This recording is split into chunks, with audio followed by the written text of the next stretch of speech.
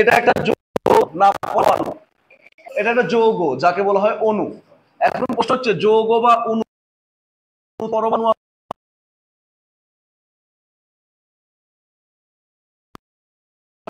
তাহলে বলো কোন অণুতে পরমাণু সমূহ কেউ ইলেকট্রন ত্যাগ করার প্রবণতা দেখায়, ইলেকট্রন আবার কেউ ইলেকট্রন গ্রহণ করার প্রবণতা দেখায়। যদি কেউ ত্যাগ করে, ইলেকট্রন ত্যাগ করলে কি হয় তার মাথার উপরে? Plus charge, positive charge. তাহলে মনে করো যে পটাশিয়াম ইলেকট্রন ত্যাগ করে পজিটিভ চার্জ হলো, ওকে। এবার অক্সিজেন মনে করো সেই ইলেকট্রনটা গ্রহণ করলো, করে কি হবে? নেগেটিভ। এই যে পজিটিভ আর নেগেটিভ সংখ্যা দ্বারা প্রকাশ করাকে বলা হচ্ছে জারণ সংখ্যা। তোমরা বইয়ের ভাষায় কি লিখবা? যে কোনো অণু বা যৌগমূলকের মধ্যে অবস্থিত পরমাণুগুলোর কোনোটি ইলেকট্রন ছেড়ে দেওয়ার প্রবণতা দেখাবে, কোনোটা ইলেকট্রন গ্রহণ করার প্রবণতা দেখাবে। ঠিক আছে? ফাইনালি কি বলবে? যে এই যে চিহ্ন, কেউ ইলেকট্রন ত্যাগ করলো, কেউ ইলেকট্রন গ্রহণ করলো, এই সংখ্যাকে ইলেকট্রন ত্যাগ করলে ধনাত্মক আর ইলেকট্রন গ্রহণ করলে, এই সংখ্যাটাকে বলা হচ্ছে জারণ সংখ্যা। এবার আসো, জারণ সংখ্যা যদি আমরা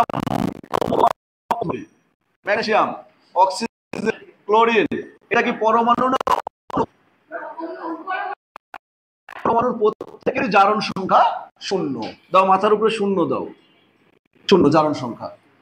এবার দেখো ম্যাগনেসিয়াম 2, এই গঠন কি হয় না? তবু আমরা বোঝানোর স্বার্থে দিব ক্লোরিন 2, অক্সিজেন 2, O3। এই যে মৌলিক অণুগুলা, এরও জারণ সংখ্যা কি? শূন্য। নর্মাল সেন্সে এখন খেয়াল করো, অক্সিজেনের জারণ সংখ্যা সাধারণ অক্সাইডে -2, -2। এই যৌগে দেখো আমরা সাধারণ অক্সাইড জনের মাইনাস কত ধরবো? 2। সবচেয়ে ভালো কথা মুখস্থ রাখার ওয়ে হচ্ছে, 1 নাম্বার গ্রুপকে বলা হয় কি? 1 নাম্বার গ্রুপের মৌলকে কি বলা হয়? ক্ষার ধাতু। এদের প্রত্যেকের জারণ সংখ্যা +1। কি হবে? 1 নাম্বার গ্রুপ। তেমনি ভাবে 2 নাম্বার গ্রুপের মৌলের সংখ্যা +2। মনে থাকবে হ্যালোজেন গ্রুপের মৌল কোনগুলো? Fluorine, chlorine, bromine, iodine. Halogen মানে কত? 17। 17 থেকে 10 বাদ দাও, কত থাকবে? 7। একটা গ্রহণ করলে অষ্টক পূর্ণ হয়, তাহলে একটা গ্রহণ করলে অষ্টক পূর্ণ হবে। তাই মাথায় রাখবে সব হ্যালোজেন গ্রুপের সংখ্যা -1 মানে 1, নেগেটিভ 1। ক্লিয়ার? এবার মনে রাখো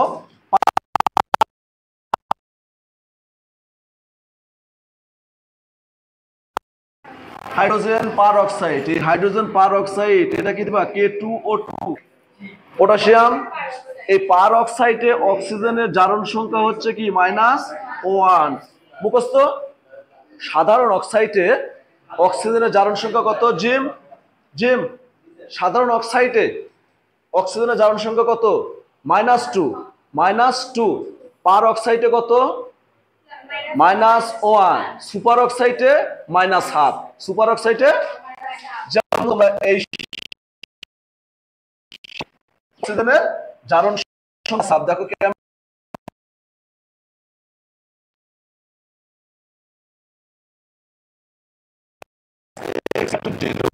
তাহলে x সমান কত হবে? -2। তাহলে এটা কি? এটা সুপার অক্সাইডের সংকেত।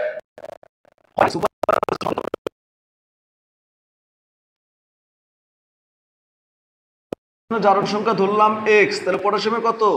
1 প্লাস অক্সিজেনের x গুণন 2 ইকুয়াল টু 0।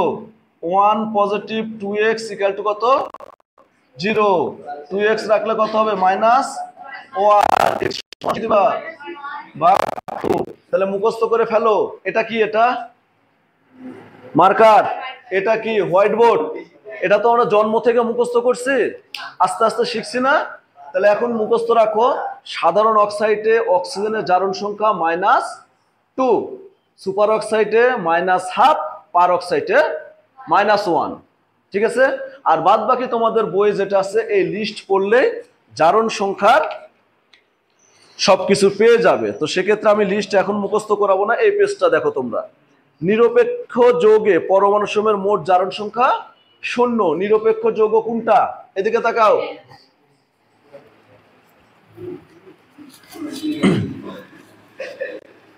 পৃথা, নিরপেক্ষ যৌগ তৈরি করব আমরা। স্বাগতা, এটা একটা যৌগ, এর নাম কি? Potassium permanganate. এটার নাম নাইট্রিক অ্যাসিড। Nitric acid. এটার নাম অ্যামোনিয়াম। Ammonium ion. বলো কোন যৌগটা নিরপেক্ষ যৌগ? কোন যৌগটা নিরপেক্ষ যৌগ? গুড। এটাতে কি কোনো পজিটিভ নেগেটিভ আছে? পজিটিভ নেগেটিভ নাই, তার মানে এটা একটা তো যৌগ, অণু, তাহলে এটাকে বলবো নিরপেক্ষ যৌগ। এটার মাথায় কত আছে? এটা। তাহলে এই যৌগ কেন যৌগ? এটা এন, যে নাইট্রোজেন আর হাইড্রোজেন মিলে যৌগ, নাইট্রোজেন অক্সিজেন, তাহলে এগুলো কি আধান প্রাপ্ত না? তাহলে নিরপেক্ষ যৌগ এটা।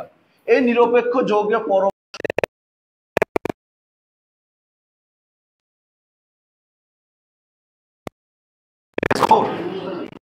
হ্যাঁ, কালকে ফিজিক্স না, আমি তো উজ্জ্বল স্যারের মতন এত শক্ত স্যার না, আমি হলাম সফট স্যার নাকি, এই জন্য আমি ভালো না। ভালো নিয়ে থাকো তোমরা, এটা একটা কথার কথা। তো এখন শোনো, আমরা কালকে কিন্তু এই অধ্যায় শেষ করব। কেন? তোমাদের বার্ষিক পরীক্ষা কবে? 5 তারিখে। আর পৃথাদের এই মাসের 21 না? তাহলে আমাদের পাস তো করতে হবে। সিলেবাসটা যেন গার্জিয়ানকে না ডাকে, এইভাবে মাথায় রেখে তোমরা ঘুরো, বেড়াও, নাচো, কোনো আপত্তি নেই আমার। কিন্তু এক কথা, যে এখানে যে তোমরা কষ্ট করে আসছো, এই ফলটা যেন অন্তত তোমার বাপ মায়েরা পায়। আমরা চাই যে তোমাদের ব্যাচের সবাই যেন একটু ভালো করো। 9টাকে পার করে ক্রস করে ক্লাস 10-এ ফিজিক্স, কেমিস্ট্রি, বায়োলজি আমরা এমনভাবে পড়ানোর চেষ্টা করবো, এখানে সর্বোচ্চটা আমাদের লাইফের সর্বোচ্চ জ্ঞান দিয়ে তোমাদের চেষ্টা করব, যেন বাইরে কেউ অ্যাডমিশনে তোমরা কেউ ভালো একটা জায়গায় যেতে পারো। অন্তত ইন্টারমিডিয়েট যেন যেখানে পড়তে যাও তোমাদের যেন বেগ পাওয়া না লাগে। কারণ এখন যা পড়তেছো ইন্টারমিডিয়েট সব, বাসায় যা বই যদি থাকে ইন্টারমিডিয়েট যা দেখবে এখন যা পড়বে তাই। এটা যেমন তোমাদের এই এসএসসিতে আসবে 1 মার্কের, ইন্টারমিডিয়েটও 1 মার্কের জন্য আসবে, মাস্ট বি। এই জন্য আমাদের জারণ সংখ্যা বের করতে না পারলে রেডক্স বিক্রিয়া আমরা কিচ্ছু বুঝবো না। কেন বুঝবো না? তাকায় দেখো, এই যে তোমাদের পরের অধ্যায়, এই অধ্যায়ে আছে, এটাতে তৈরি হবে কত? FeCl। এই যৌগে জারণ সংখ্যা পজিটিভ 2, আর এই যৌগে আয়রনের জারণ সংখ্যা পজিটিভ 3। কিভাবে বুঝলাম? এই যৌগে ক্লোরিনের জারণ সংখ্যা কত? 0। মুক্ত মৌল বা মুক্ত অণুর জারণ সংখ্যা 0। ক্লিয়ার? এই জন্য জারণ সংখ্যা না বুঝলে আমরা কোন মৌল কয়টি ইলেকট্রন ত্যাগ করবে, কয়টি ইলেকট্রন গ্রহণ করবে, এটা আমরা বুঝতেই পারবো না। এখন বিক্রিয়াটা মুখস্থ করো। ফেরাস যখন বিক্রিয়া করে আয়রনের যোগ কত? 2 আর 3। যেহেতু এখানে কম যোজনের যৌগ, ক্লোরিনের সাথে বিক্রিয়া করলে তৈরি করবে বেশি যোজনের যৌগ, তখন দিবা ফেরিক ক্লোরাইড। এখানে যদি 3 থাকে হয় না, অন্য কিছু থাকতে পারে। যেমন দেখায় তোমাকে, যে এবার তাকাও, এর নাম কি দিছো? তুমি বলছো যে এখানে 3 থাকতে পারে, তাই না? এর সাথে বিক্রিয়া করাও, তাহলে তাকা দেখো আয়রনের যোজনী কত? 3। পানির কয়টা থাকে? এইচ আর, তাহলে মাথায় নাও ফেরিক হাইড্রোক্সাইড Fe কত? চলে যাবে, থাকবে কি দেখো তো, HCl3 দিব। এটা যৌগ তৈরি হয় না, হবে HCl। বাম ডান, বাম ডান। এবার তাকাও, এখানে দেখো প্রথম যৌগে এই ক্লোরিন কয়টা আছে? তাহলে এর সামনে 3 দিয়ে দাও। তাহলে ক্লোরিন হলো কয়টা? হাইড্রোজেন হলো 3 3 6। হাইড্রোজেন আছে কয়টা? 2টা। তাহলে 3 3 হলো 6 হয়ে গেল। অক্সিজেন কয়টা? 3টা। অক্সিজেন 3টা। আয়রন কয়টা? 1টা। আয়রন 1টা। সমতা ডান। মানে আমার তাই ততটুকু শিখবে, ঠিক আছে? তো তোমরা প্র্যাকটিসের উপর প্র্যাকটিস করো। যেমন যশোর বোর্ডে একবার একজন স্ট্যান্ড করছিল, ও বারবার ফেল করতো, ফাইনালি পড়তে পড়তে গল্প পড়ছো না? তো এখন তোমরা একটু বাসায় প্র্যাকটিস করলে দেখবো অনেক কিছুই পারবে। অন্তত এখানে তাকাও, ফসফরিক অ্যাসিড, এটা যদি বের করতে বলি পিএর, কিভাবে বের করবা? পৃথা, এই যৌগে H3PO4 ফসফরিক অ্যাসিডে ফসফরাসের জুই কিভাবে বড় জারণ সংখ্যা?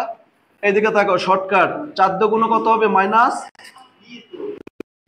1, তাহলে 3 কে 3, তাহলে মাইনাস 8 থেকে প্লাস 3 বাদ দিলে কত থাকবে? 8 এই যে স্বাগতা, মাইনাস 8 থেকে প্লাস 3 বাদ দিলে কত? মাইনাস 5 থাকবে। তাকে ভ্যানিশ করতে তাহলে ফসফরাসের দরকার প্লাস 5। তাহলে দেখো ফসফরাসের করেছি, তাহলে জারণ সংখ্যা সমস্যা নাই, বইয়ে জারণ সংখ্যা আছে তোমাদের হোম ট্যাক্স, ঠিক আছে।